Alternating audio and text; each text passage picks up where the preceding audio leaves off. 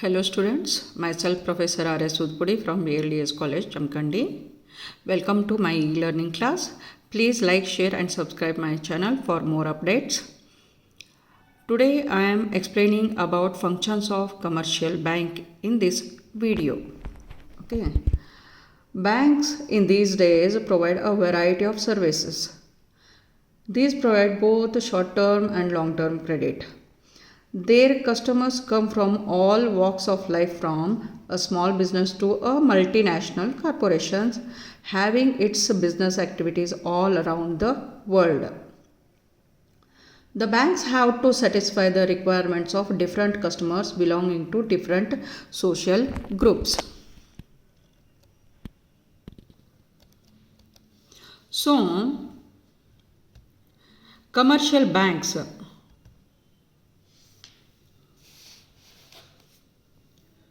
is essentially meant for providing short-term credit to trade and industry. It is established in our country either under a special act passed by the Parliament, such as the State Bank of India Act, RBI Act, the Companies Act 1956, Banking Regulation Act 1949, etc. Okay, each and every bank have its own acts which are passed in Parliament. However, in our country, after nationalization of major commercial banks in July 1969, the role of commercial bank has widened and increased major to agriculture, small scale industry and other neglected and weaker sections of the economy such as business, trade, retail trade, road and water transport, etc. In the year 1830, Hindustan Bank was the first bank established in joint stock nature, but it has been closed in the year 1839. In 1839, Bengal Bank, in the year 1840, Mumbai Bank, and in the year 1943, Madras Bank were established in joint stock nature. Oudh Commercial Bank was the first purely Indian bank established in the year 1869. With a wide range of functioning, the commercial bank acts very important role in any economy. They have assumed great significance in the role of an agent for economic and social transformation because of their vital role in mobilization of resources as well as their deployment for meeting the said objective. They are no longer considered as institution only for affluent society population. ಬೇಕಾದವರಿಗಷ್ಟೇ ಸಾಲವನ್ನು ಒದಗಿಸುವ ಒಂದು ಸಂಸ್ಥೆಗಳಾಗಿ ಮಾರ್ಪಟ್ಟಿಲ್ಲ. ಇವತ್ತು ಸಣ್ಣ ಮತ್ತು ಮಧ್ಯಮ ವರ್ಗದ ಜನರಿಂದ ಹಿಡ್ಕೊಂಡು ಇಂಡಸ್ಟ್ರಿಯಲಿಸ್ಟ್ ತನಕನೂ ಏನೈತಿ ಅಂತಂದ್ರೆ ಇವರ ಕಾರ್ಯವ್ಯಾಪ್ತಿ ಅಲ್ಲೇ ಒಳಗೊಂಡೈತಿ ಅಂತ ಹೇಳ್ತೇವೆ. Okay, therefore the importance of commercial bank has been summed as it promotes the capital formation, it facilitates of monetary policy, commercial banks provide monetization, it influence economic activity, commercial banks directs funds into desired channels, and it implements the policies of government and encourages the innovations. With this importance, commercial bank plays following functions in our economy. It has two main broad functions: traditional functions and new services. Traditional functions and new services. ಸಾಂಪ್ರದಾಯಿಕ ಕಾರ್ಯಗಳು ಮತ್ತು ಹೊಸ ಸೇವೆಗಳು, ಬ್ಯಾಂಕಿನ ಹೊಸ ಅಥವಾ ನೂತನ ಸೇವೆಗಳು, ನವೀನ ಸೇವೆಗಳು ಅಂತ ಹೇಳ್ತೇವೆ ನಾವಲ್ಲೇ. ಟ್ರೆಡಿಷ್ನಲ್ ಅಂತಂದ್ರೆ ಯಾವಾಗ ಎಸ್ಟಾಬ್ಲಿಷ್ ಆಗ್ಯಾವ ಕಮರ್ಷಿಯಲ್ ಬ್ಯಾಂಕ್ಸ್ ಅವಾಗಿಂದ ಇವತ್ತಿನ ತನಕನೂ ಮಾಡ್ಕೊಂಡು ಬರ್ತಕ್ಕಂತಹ ಕಾರ್ಯಗಳನ್ನು ಟ್ರೆಡಿಷ್ನಲ್ ಫಂಕ್ಷನ್ಸ್ ಅಂತೇಳಿ ಹೇಳ್ತೇವೆ ನಾವಲ್ಲಿ. ಓಕೆ, ಮಾಡರ್ನ್ ಅಂತಂದ್ರೆ ಇವತ್ತಿನ ಕಾಂಪಿಟೇಟಿವ್ ವರ್ಲ್ಡ್ ಒಳಗೆ necessity on demand of the customers to reach out the necessity of the changing economy, new services are provided by the commercial banks. Traditional functions ಒಳಗೆ ಮತ್ತು primary functions and secondary functions ಅಂತ ಹೇಳಿ classification ಮಾಡ್ತೇವೆ. ಪ್ರಾಥಮಿಕ ಕಾರ್ಯಗಳು ಮತ್ತು ಅನುಷಂಗಿಕ ಕಾರ್ಯಗಳು ಅಂಥೇಳಿ ಕ್ಲಾಸಿಫಿಕೇಷನ್ ಮಾಡ್ತೇವೆ. ಪ್ರಾಥಮಿಕ ಕಾರ್ಯದೊಳಗೆ ಪ್ರೈಮರಿ ಫಂಕ್ಷನ್ಸ್ ಒಳಗೆ ಮತ್ತು ಎಕ್ಸೆಪ್ಟಿಂಗ್ ದ ಡೆಪಾಸಿಟ್ಸ್, ಠೇವಣಿ ಹಣ ಸ್ವೀಕಾರ ಮತ್ತು ಗ್ರ್ಯಾಂಟಿಂಗ್ ಲೋನ್ಸ್ ಆ್ಯಂಡ್ ಅಡ್ವಾನ್ಸಸ್ ಅಂಥೇಳಿ ಕ್ಲಾಸಿಫಿಕೇಷನ್ ಮಾಡ್ತೇವೆ. ಸಾಲ ಮತ್ತು ಮುಂಗಡಗಳನ್ನು ಕೊಡುವುದು ಅಂಥೇಳಿ ಕ್ಲಾಸಿಫಿಕೇಷನ್ ಮಾಡಾಕತ್ತೇವೆ ನಾವೆಲ್ಲ. Accepting the deposit and granting the loans and advances are the basic nature of commercial banks. Basic nature ಐತದಲ್ಲೇ, ಮೇನ್ ಫಂಕ್ಷನ್ಸ್ ಅವ ಅಂತ ಹೇಳ್ತೇವೆ. It is the mobilisation of the resources and supplying those funds to the demanding or needy persons in the economy ಅಂತ ಹೇಳ್ತೇವೆ ನಾವು ಎರಡು ಫಂಕ್ಷನ್ಸನ್ನು collective ಆಗಿ. Okay, today in this video I am explaining only about the accepting the deposits under primary function. ಪ್ರಾಥಮಿಕ ಕಾರ್ಯದೊಳಗೆ ಠೇವಣಿ ಸ್ವೀಕಾರ ಈ ಒಂದು ಹೆಡ್ಡಿಂಗ್ ಅಷ್ಟೇ ನಾ ಈ ವಿಡಿಯೋದೊಳಗೆ ಎಕ್ಸ್ಪ್ಲನೇಷನ್ ಕೊಡಾಕತ್ತೇನೆ. Primary functions of bank are also known as banking functions. They are the main functions of bank. ಅದರೊಳಗೆ ಎಕ್ಸೆಪ್ಟಿಂಗ್ ಹಣದ ಸ್ವೀಕಾರ ಮತ್ತು ಸಾಲ ಮತ್ತು ಮುಂಗಡಗಳನ್ನು ಕೊಡುವುದು ಪ್ರೈಮರಿ ಫಂಕ್ಷನ್ಸ್ ಅಂತ ಹೇಳಾಕತ್ತೇವೆ. So first is accepting the deposit. The bank collects deposit from the public. It is the mobilisation of the resources. These deposits can be different type such as savings deposit, ಉಳಿತಾಯ ಠೇವಣಿ, fixed deposit, ಮುದ್ದತ್ ಠೇವಣಿ, current deposit, ಚಾಲ್ತಿ ಖಾತೆ, recurring deposits, ಆವರ್ತ ಠೇವಣಿ ಅಂತ ಹೇಳ್ತೇವೆ. ಇದರೊಳಗೆ ಫಸ್ಟ್ ಒನ್ ಸೇವಿಂಗ್ಸ್ ಡೆಪಾಸಿಟ್ಸ್ ಅಂತ ಹೇಳ್ತೇವೆ ನಾವು. Savings deposits, these deposits are of small amounts and are accepted by banks to encourage persons of small means to make savings. Frequent withdrawals are not allowed on these accounts. ಮೇಲಿನ ಮೇಲೆ ಹಣದ ಒಂದು ವಾಪಸಾತಿಯನ್ನು ನಿರ್ಬಂಧನೆಗೆ ಒಳಪಡಿಸ್ತಾರೆ ಇಲ್ಲೇ. Okay, these type of deposit encourages saving habit among the public. ಸಾರ್ವಜನಿಕರಲ್ಲಿ ಒಂದು ಉಳಿತಾಯದ ಪ್ರವೃತ್ತಿಯನ್ನು ಬೆಳೆಸತಿ ಅಂತ ಹೇಳ್ತೇವೆ. Minimum rate of interest is there. ಒಂದು ಸಾಮಾನ್ಯ ಬಡ್ಡಿದರ ಈ ಒಂದು ಠೇವಣಿ ಮೇಲೆ ಐತಿ. At present it is around 3%. RBI decide ಮಾಡ್ತತಿ ಸೇವಿಂಗ್ಸ್ ಡೆಪಾಸಿಟ್ ಮೇಲೆ ಎಷ್ಟು ಅಲ್ಲೇ ಬಡ್ಡಿ ದರ ಇರಬೇಕಂತ ಹೇಳಿ. Next, withdrawals of deposits are allowed subject to certain restriction ಅಂತ ಹೇಳ್ತೇವೆ. It is 25 times in 3 months. 3 ತಿಂಗಳೊಳಗೆ 25 ಸಲ ತಗೋಬಹುದು. ಒಂದು ವರ್ಷದೊಳಗೆ 150 ಸಲ ನಾವು ಹಣವನ್ನು ವಾಪಸಾತಿ ಮಾಡ್ಕೋಬಹುದು, ವಾಪಸಾತಿಯನ್ನು ಮಾಡ್ಕೋಬಹುದು ಅಂತ ಹೇಳ್ತೇವೆ. 150 times ಇನ್ ಅ ಇಯರ್ ಅಂತ ಹೇಳ್ತೇವೆ. This account is suitable to salary and wage earners. ಮಧ್ಯಮ ವರ್ಗದ ಮತ್ತು ವೇತನ ಪಡೆಯೋರಿಗೆ ಈ ಅಕೌಂಟ ಬಹಳ ಒಂದು ಸೂಟೇಬಲ್ ಐತಿ ಅಥವಾ ಉಪಯೋಜನಕಾರಿಯಾಗಿದೆ ಅಂತ ಹೇಳ್ತೇವೆ.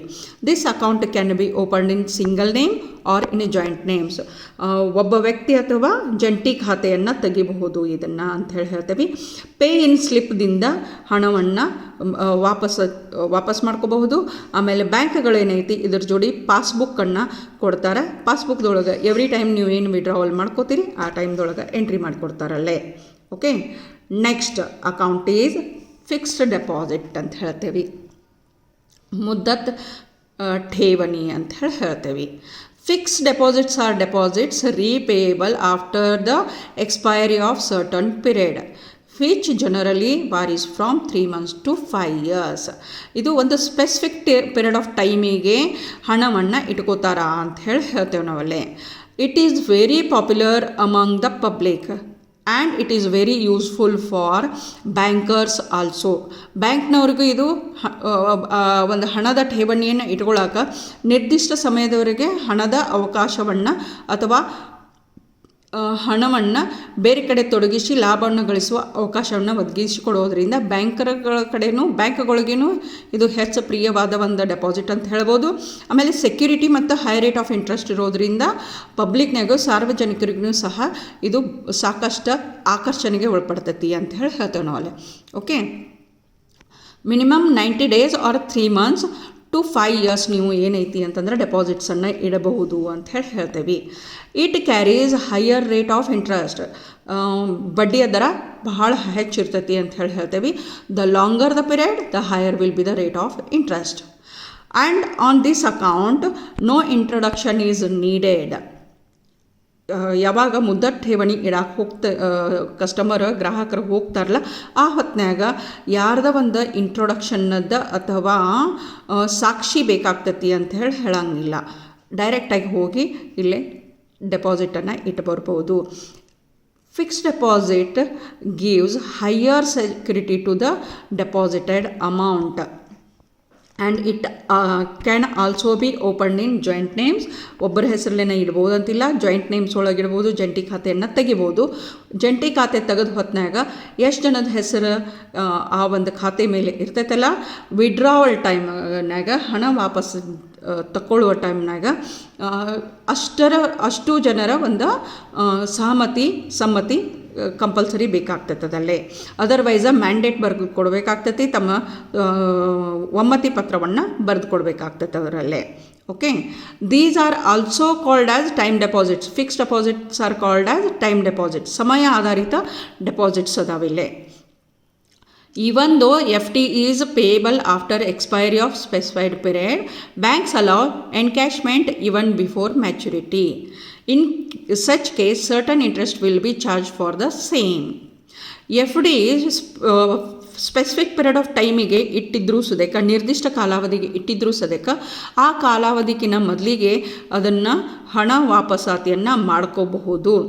ಎಷ್ಟು ದಿವಸದವರೆಗೆ ನೀವು ಅಲ್ಲಿ ಬ್ಯಾಂಕ್ನೊಳಗೆ ಮುದ್ದತ್ ಠೇವಣಿಯನ್ನು ಇಟ್ಟಿರ್ತಿಲ್ಲ ಅಷ್ಟರ ಮೇಲೆ ಅಷ್ಟು ಬಡ್ಡಿ ಬ್ಯಾಂಕ್ನವು ಕೊಡ್ತಾನ. ಯಾವಾಗ ನೀವು ಮರುಪಾವತಿಯನ್ನು ಕೇಳ್ತೀರಿ ಆ ಹೊತ್ನ್ಯಾಗ he gives explanation about that. ಒಂದು ಏನೈತಿ ಅಂತಂದ್ರೆ ಅದ್ರ ಮೇಲೆ ನೀವು ಲೋನ್ ತಗೋರಿ ಅಂತಾರೆ ಹೇಳ್ಬೋದು. Otherwise if you make him to give back he's your amount, ಆ ಹೊತ್ನಾಗ ಏನು ಮಾಡ್ತಾನೆ ಅಂತಂದ್ರೆ ಎಷ್ಟು ದಿವಸದವರೆಗೆ ನೀವು ಇಟ್ಟಿರ್ತಿಲ್ಲ ಅಷ್ಟು ಬಡ್ಡಿಯನ್ನು ಕೊಡ್ತಾನೆ. ಪೂರ್ಣ ವರ್ಷದ ಬಡ್ಡಿಯನ್ನು ಇಲ್ಲೇ ಕೊಡೋಂಗಿಲ್ಲ ಅಂತ ಹೇಳ್ತೇವೆ ನಾವಲ್ಲೇ. Okay, it is about fixed deposit. There next deposit is current account. It is very much suitable to businessman and tradesman. An account which can be operated any number of times on a working day without any restriction on the number of and amount of withdrawal is known as current account. ಹಣ ವಾಪಸಾತಿ ಎಷ್ಟು ಸಲ ಬೇಕಾದ ಸಲನೂ ಮಾಡ್ಕೋಬಹುದು, restriction ಇಲ್ಲ, ಅಲ್ಲೇ ನಿರ್ಬಂಧನೆ ಇಲ್ಲ. ಆಮೇಲೆ ಎಷ್ಟು ಸಲ ಬೇಕಾದ ಸಲನೂ ನೀವು ಹಣವನ್ನು ಜಮೆ ಮಾಡಬಹುದು. ಆ ಒಂದು ಖಾತೆನ ನಾವು ಚಾಲ್ತಿ ಖಾತೆ ಅಂತ ಹೇಳ್ತೇವೆ. ಚಾಲ್ತಿ ಒಳಗಿರ್ತೈತಿ, ಯಾವಾಗೂ ಇದೇನೈತಿ ರನ್ನಿಂಗ್ ಒಳಗಿರ್ತೈತೆ ಅದಲ್ಲಿ. It is also called as running account. ಯಾಕಂತಂದ್ರೆ ಡೆಪಾಸಿಟನ್ನು as many as times you can deposit and you can withdraw as many times you want. There is no restriction. On this account overdraft facility is given. Overdraft OD ಅಂತ ಅನ್ನುವ ಒಂದು short term finance facility ಏನೈತಿ ಅಂತಂದ್ರೆ current account ಮೇಲೆ ಸಿಗ್ತೈತಿ. ಆಮೇಲೆ check ಬುಕ್ನು ಸಹ ಏನೈತಿ ಕರೆಂಟ್ ಅಕೌಂಟ್ ಮೇಲೆ ಮೊದಲಿನಿಂದನೂ ಬ್ಯಾಂಕ್ನವ್ರು ಕೊಡ್ತಿದ್ರು. No interest is paid on this account. ಈ ಅಕೌಂಟ್ ಮೇಲೆ ಬಡ್ಡಿ ಇಲ್ಲ. Suitable to customers like business man, joint stock company, public authorities etcetera. To operate this account, incidental charges are charged on these accounts. ಕೆಲವೊಂದಿಷ್ಟು ಚಾರ್ಜಸ್ಸನ್ನು ಅಂದರೆ ಈಗ ಖಾತೆಯನ್ನು ನಡೆಸ್ಕೊಂಡು ಹೋಗೋಕೆ ಮಿನಿಮಮ್ ಸರ್ವಿಸ್ ಚಾರ್ಜ್ ಅಂತ ಹಾಕ್ತಾರೆ, ಅದನ್ನು ಇನ್ಸಿಡೆಂಟಲ್ ಚಾರ್ಜಸ್ ಅಂತ ಹೇಳ್ತೇವೆ. The loans and advances are granted through this account. ನಮ್ಮ ಸಾಲ ಮತ್ತು ಮುಂಗಡಗಳನ್ನು ಏನೈತಲ್ಲ ಈ ಒಂದು ಖಾತೆಯ ಮುಖಾಂತರನ ಮಾಡ್ತಾರ. ಓಕೆ, ಕರೆಂಟ್ ಅಕೌಂಟ್ ಆಗೋಣ. ಲಾಸ್ಟ್ ಒನ್ ಏನೈತಿ ರಿಕರಿಂಗ್ ಡೆಪಾಸಿಟ್ ಐತೆ ಅಂತ ಹೇಳ್ತೇವೆ ನಾವು. ರಿಕರಿಂಗ್ ಡೆಪಾಸಿಟ್ಸ್ ಒಳಗೆ ಇದನ್ನೇನಂತೀವಿ ಅಂತಂದ್ರೆ to inculcate the habit of saving, ಉಳಿತಾಯದ ಒಂದು ಪ್ರವೃತ್ತಿಯನ್ನು ಬೆಳೆಸೋಕ್ಕೆ ಸ್ಥಾಪನೆಯನ್ನು ಮಾಡಲಾಯಿತು, ಇಂಟ್ರೊಡ್ಯೂಸ್ ಮಾಡಲಾಯಿತು ಈ ಖಾತೆಯನ್ನು. On regular basis the banks have started various daily, weekly or monthly deposit schemes. ಬ್ಯಾಂಕಿನ ಮೇಲೆ ಡಿಪೆಂಡೆಂಟ್ ಅದಾವೆ. ಪ್ರತಿದಿನ, ವಾರಕ್ಕೆ ಅಥವಾ ತಿಂಗಳಿಗೊಮ್ಮೆ ಡೆಪಾಸಿಟ್ ಮಾಡ್ಕೊತ ಹೋಗ್ತೇವೆ. ಎಫ್ ಡಿ ಒಳಗೆ ಇದ್ರೊಳಗೆ ಡಿಫ್ರೆನ್ಸ್ ಏನೈತಿ ಅಂದ್ರೆ, ಎಫ್ ಡಿ ಒಳಗೆ ನೀವು ಮೊದಲಿಗೆನ ಒಂದಿಷ್ಟು ಅಮೌಂಟ, ಲಮ್ಸಮ್ ಅಮೌಂಟನ್ನು ಇಟ್ಬಿಟ್ಟಿರ್ತೀರಲ್ಲೇ, ಅದರ ಮೇಲೆ ಬಡ್ಡಿ ಸಿಗ್ತೈತಿ.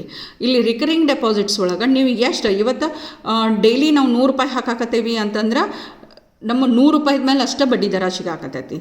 ಓಕೆ, ಆದರೆ ಎಫ್ ಡಿ ಒಳಗೆ ಏನೈತಿ 50,000 ರೂಪಾಯಿ ಇಟ್ಟಿರಿ ಅಂತಂದ್ರೆ ಅದ್ರ ಮೇಲೆ ಬಡ್ಡಿ ಬೀಳ್ತೈತಿ. So that is the difference. But ಒಂದು ಸೇವಿಂಗ್ ಹ್ಯಾಬಿಟನ್ನು ಆಮೇಲೆ ದಿನಾನು ತೆಗೆದಿಡೋದ್ರಿಂದ ಏನೈತಿ ಅಂತಂದ್ರೆ ಒಂದು ದೊಡ್ಡ ಮೊತ್ತವನ್ನು ಕಲೆಕ್ಟ್ ಮಾಡೋಕ್ಕೆ ಸಾಧ್ಯ ಆಗೋ ಚಾನ್ಸಸ್ ಐತಿ ಅನ್ನೋದಕ್ಕೆ ಆರ್ ಡಿ ಫೆಸಿಲಿಟಿಯನ್ನು ಬ್ಯಾಂಕ್ನವರು ಅಲ್ಲಿ ಇಂಟ್ರೊಡ್ಯೂಸ್ ಮಾಡ್ಯಾರ. ರೇಟ್ ಆಫ್ ಇಂಟ್ರೆಸ್ಟ್ ಏನೈತಿ ಅಂತಂದ್ರೆ it may be as equal as with the F D. It may be in accordance with the rates prescribed by various term deposits. Therefore, the rate of interest is almost equal to that of fixed deposits ಅಂತ ಹೇಳಿ ಹೇಳ್ತೇವೆ ನಾವಲ್ಲಿ. ಮುದ್ದತ್ ಠೇವಣಿಗೆ ಇರ್ತಕ್ಕಂತಹ ಬಡ್ಡಿ ದರನ ಆವರ್ತ ಠೇವಣಿ ಮೇಲೂ ಸಹ ಕೊಡ್ತಾರ ಅಂತ ಹೇಳಿ ಹೇಳ್ತೇವೆ. And this account can be open by any person, there is no distinction. ಇವರಿಗೆ ಇದು ಸೂಟ್ ಆಗ್ತದೆ ಅಂತಿಲ್ಲ. ಯಾರು ಒಂದು ಸೇವಿಂಗ್ಸ್ ಮಾಡಬೇಕಂತಾರಲ್ಲ ಅವರು ಈ ಖಾತೆಯನ್ನು ತೆಗಿಬಹುದು ಅಂತ ಹೇಳಿ ಹೇಳ್ತೇವೆ. ಡೆಪಾಸಿಟ್ಸ್ ಒಳಗಿನ ಒಂದು ಡಿಫ್ರೆಂಟ್ ವೆರೈಟಿಯನ್ನು ನಾವು ಇವತ್ತು ನೋಡಿದ್ವಿ. ಒಂದು ರಿಕರಿಂಗ್ ಡೆಪಾಸಿಟ್, ಒಂದು current account, their next fixed deposit, their next savings deposit. ಈ 4 ಥರದ ಠೇವಣಿಯನ್ನು the types of deposit we studied in this video. In my next video I will explain about granting loans and advances. Hope you like my video. Please like, share and subscribe my channel for further updates. Thank you.